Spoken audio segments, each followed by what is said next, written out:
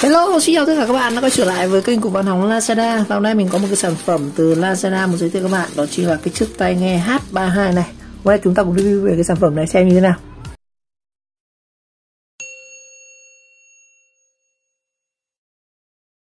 Rồi, trước khi mở hộp cái sản phẩm này thì ở trên Lazada đang diễn ra chương trình ở nhà săn hàng sale an tâm mua sắm tại nhà. Chương trình sẽ diễn ra từ ngày 6 tháng 6 đến hết ngày 10 tháng 6. Và đặc biệt vào 0 giờ ngày 6 tháng 6 thì sẽ có rất nhiều các ưu đãi đặc biệt, rất nhiều mã giảm giá. Và đặc biệt trong đợt này thì Lazada có chương trình voucher tích lũy giúp các bạn có thể dùng 3 loại voucher khác nhau có thể mua được các sản phẩm giá cực kỳ rẻ luôn. Chi tiết thì trên app của Lazada hoặc là đường link bên dưới mô tả của video các bạn nhé.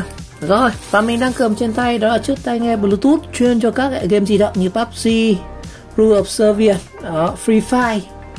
Nó là Huawei H32 với âm thanh vòm 360 độ 3D.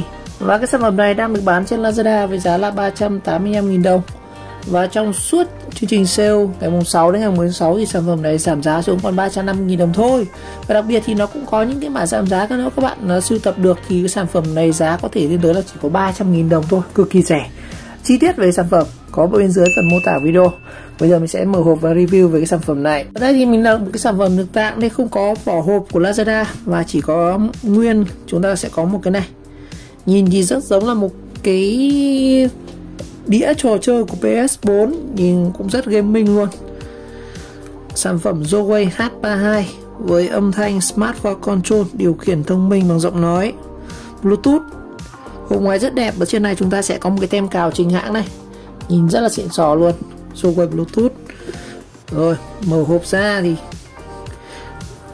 con này một hộp rất đặc biệt luôn anh ạ. Nhìn nó như kiểu một cái đĩa game PS4 vậy. Đó, nhìn rất gaming. Đấy. Có cả đế hút bằng 5 châm này. Rất xịn, hộp thì rất là xịn. Mình mua cái tai nghe này về nhưng mà mình cứ được cái vỏ hộp này để bày trong các cái phòng, nhìn nó background rất là đẹp. Rồi, H32. Rồi mình cũng điểm qua một chút các tính năng đặc biệt trên chiếc tai nghe Huawei H32 này. Đây, chúng ta sẽ có hiệu ứng âm thanh là âm thanh nổi 3D, hỗ trợ Bluetooth công nghệ là V4.1. Rồi, và cái cường độ nhạy của nó là âm 80 decibel. Pin của nó sẽ là dùng pin lithium 3,8V 100 mAh. Rồi, và thời gian sạc là chỉ khoảng 1 tiếng. Và cái công suất sử dụng nó, nếu mà chúng ta chỉ nói talk thôi thì khoảng là 7 tiếng. Còn nếu mà nghe nhạc thì chúng ta sẽ có tầm khoảng là 6 tiếng. Đó. Và cái phạm vi của Bluetooth tai nghe không dây này sẽ là 10m. Và cái cổng của nó, cổng sạc sẽ là micro USB 5V. Đó, dòng sạc từ 500A đến 1mA. Ngoài ra thì nó có hỗ trợ là microphone có thể đàm thoại 2 chiều. Đó, bảo hành chính hãng là 12 tháng. Rồi, bây giờ mình sẽ mở hộp ra xem bên trong nó có gì nhá. Đây, tính năng các thứ đây rất là nhiều. Wow, con này còn nguyên siêu đây này.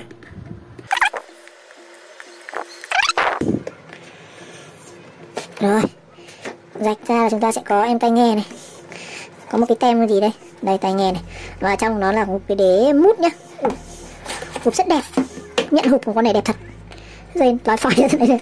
Tai nghe này, phụ kiện này, sách này. Đây, ông là mua xong có cái hộp để bày nhà đẹp chất nhất luôn. Rồi, về sẽ là phụ kiện, mình sẽ làm xem phụ kiện trước. Ồ, chúng ta sẽ có một cái phụ kiện mà nó có hay rồi. Không biết thì dữ liệu là gì, mà đại khái nó có bóp được anh ạ. Bên trong chúng ta sẽ có một cái túi, chắc là đựng những cái miếng đệm mút này. Túi thì khá là đẹp, Huawei. Đó, có cái viền đỏ đen này nhìn rất là gaming luôn. Mình không biết cái chất liệu gì nhưng mà nó co thụt, co bóp được rất là vừa. Rồi, về phụ kiện chúng ta sẽ có là một cái túi này, chắc là cáp sạc. Chúng ta sẽ có, đúng là cáp sạc thật, một đống cái gì đen đen lồng bùng đây. Chúng ta sẽ có một cái cáp sạc. Cáp sạc này thì cũng nhìn có vẻ ngon, được, không đến nỗi cáp này ngon đấy anh ạ, cứng chắc hết bền. Chúng ta sẽ có rất nhiều các cái miếng đen đen ở đây. Đây là cái miếng đệm tai nghe này, dính vào tay này. Chúng ta sẽ có đây hình số 9 hình số 6 gì đây, cứng nhẹ. Cái này chắc là để thay đổi cái kiểu nghe ấy. Right này, đây là miếng tay phải này, cái này miếng tay phải này. Đây có mấy miếng số 9 đây này. Đó. Cái này chắc là điều chỉnh kích cỡ, bạn nào tay to tay nhỏ thì mình có thể đút cái này sao cho vừa cỡ tay của mình nhá. Và nó có cái miếng rất nhỏ như này. Đây có mấy cái miếng nhỏ nhỏ như này.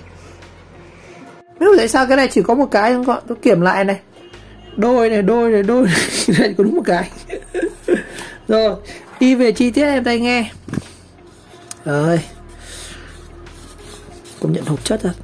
Cái này là tai nghe không dây nhá, nhưng mà nó vẫn có dây. Đó. Cái loại đặc biệt. Mặc dù là không dây nhưng mà chúng ta vẫn có một cái dây, gọi là cái dây này để gọi là chống rơi ấy. Chẳng bạn anh nghe là vận động thể thao nhiều mà chúng ta đi bộ các kiểu ấy thì nó sẽ đây, ấn vào đây nó mới ra rồi. Đó. Hộp miếng mút này nhìn thích phết, đẹp. Đây chính là em tai nghe H32 Zoway. Đó. Đây có marketing này, nó có 500 mút. Ôi sao vừa đâm mà đã xước hết rồi này. Cái mặt này của nó khá là dễ xước nhá.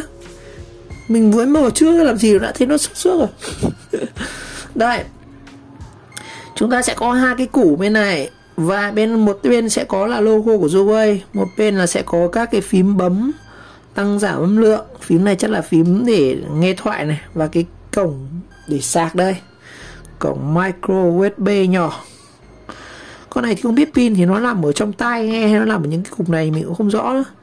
Khả năng pin chúng ta sẽ để bên này. Đây chính này chắc là miếng pin của nó để lưu trữ điện. Rồi về chất liệu hoàn thiện thì mình thấy rằng cái tai nghe này chất liệu hoàn thiện tốt, rất là tốt. Mặc dù mới hơi xước cái đầu này. Cái đầu này chắc là rất dễ bong sơn này. Và đây là cái miếng này chúng ta có thể thay được này. Đây họ cho rất nhiều luôn. Rồi về chất liệu dây thì nó là một chất liệu cao su. Đó, khá là chắc, và cái này có khả năng chống nước được. Đó, ok. Và cái kiểu tai nghe này thì là kiểu tai nghe mình có thể đeo cả phía trước và phía sau được. Cái dây này một lòng phía trước hoặc lòng phía sau thì mình sẽ đeo thử cho anh em xem, và chúng ta test thử cái chất âm thanh của cái này. Rồi tôi xem cái chất liệu cái màng này. Đây cho anh em xem về cái màng của nó này. Nó có một lớp màng bọc sắt ở đây nhá. Đấy, tháo hẳn cái này ra. Đây có cái lớp màng sắt này. Đó, đây là tai nghe bên trái này. Đó, mình có thể tùy biến các cái nút này sao cho phù hợp với cái cỡ tai nghe của mọi người. Đó, đây là vì lý do tại sao Zoway cho rất nhiều các cái nút bịt tai. Và mình sử dụng cái tai này một thời gian ấy thì bình thường là chúng ta phải vệ sinh nhá. Nó đóng cái két trong này rất là bẩn. Đó, cái đặc điểm của tai nghe kiểu earphone nhét sâu này là thế này. Về chất lượng hoàn thiện thì rất là tuyệt vời luôn. Hầu như nó không có những cái chi tiết khớp dại này. Còn đây cổng cắm sạc. Đó. Rồi mình sẽ kết nối với em Redmi Note 4X này. Phải bật con này lên, ấn vào đây và giữ ra.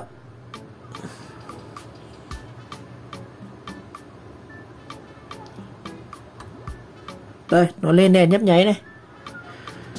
Rồi sau khi nhấn và giữ nút này khoảng 3 giây thì nó sẽ lên cái đèn nhấp nháy như này. Rồi mình sẽ kết nối sang điện thoại nha.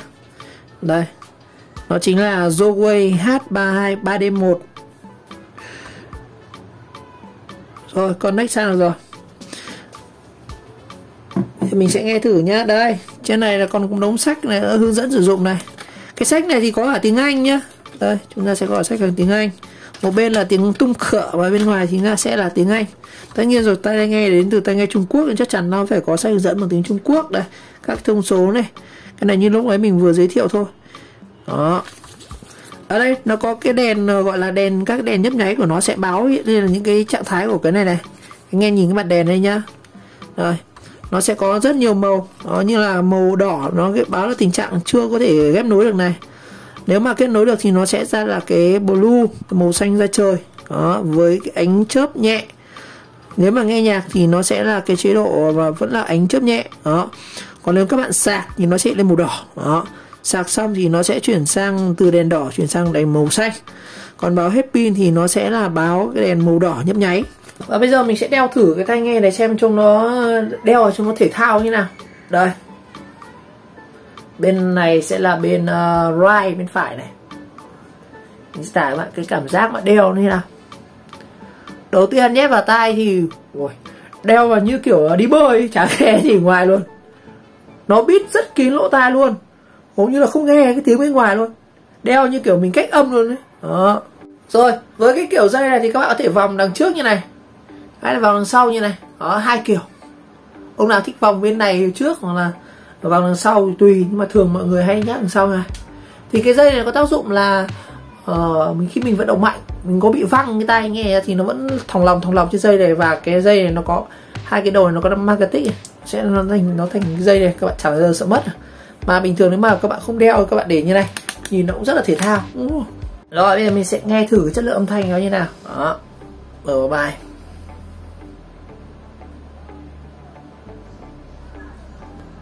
Nghe phê lòi đấy, nghe ấm lắm. Rồi mình vặn đến hết cỡ.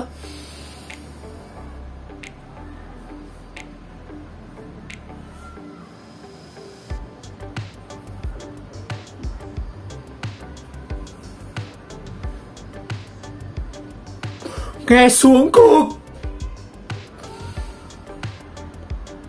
rất là ấm, mà không bị lọt tiếng ở ngoài vào luôn.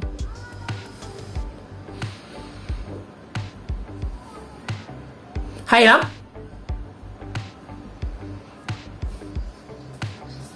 Rồi mình sẽ cho các bạn nghe thử với cái chất lượng âm thanh ở đây. Vẫn nhảy đây nhạc đấy nhá. Chúng ta sẽ dí vào mic để nghe thử xem. Đó, nghe rất là phê đúng không? Đấy. Nó có cái chất lượng âm nghe rất là sướng luôn. Con này đúng là tai nghe của gaming, nghe rất là sướng. Và hầu như mình không bị lọt tiếng ở bên ngoài. Đó.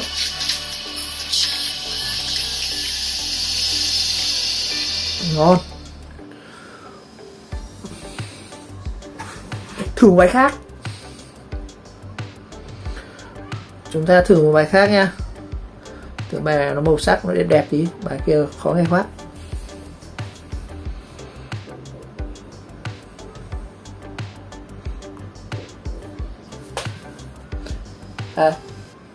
Đeo ngang này.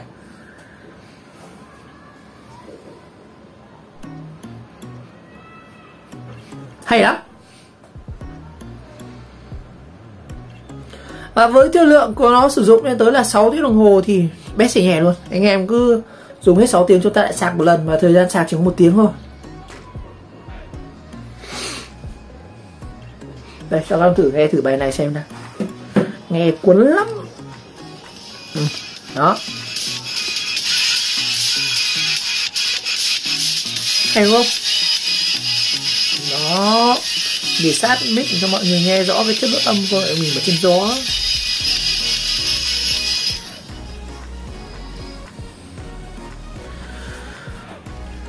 Bass này, cái đoạn bass nghe nó độc này. Hay, con này tay nghe hay, xịn. Hay. Rồi để test game thì mình sẽ test với Liên Quân nhá. Chúng ta sẽ nghe thử chất lượng âm thanh ở trong cái game Liên Quân này như nào. Rồi, chúng ta sẽ thử chất lượng âm thanh trong game.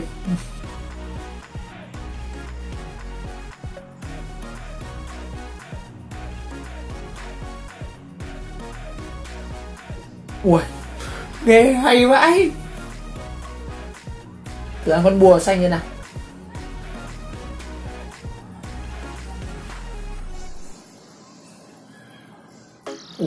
Nghe rõ cả cái tiếng. Rồi, quá ngon.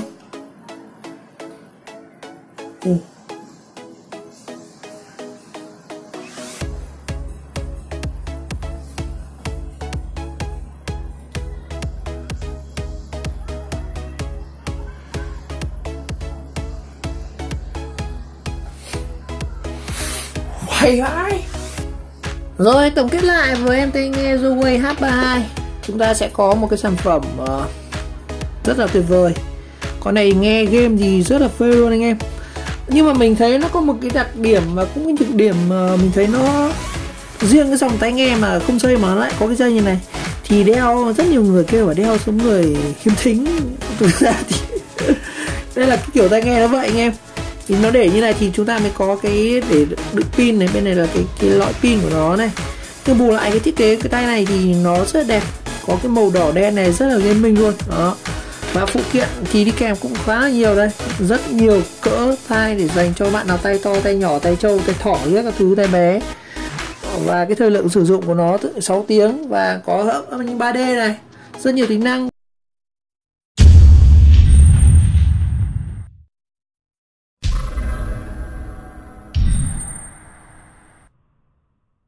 Và mình nghĩ rằng đây là một chiếc tai nghe rất là đáng lựa chọn cho bạn nào mình chơi trên các game mobile ấy, như game bắn súng này, cần nghe tiếng bước chân để gọi là cam kẻ thù này.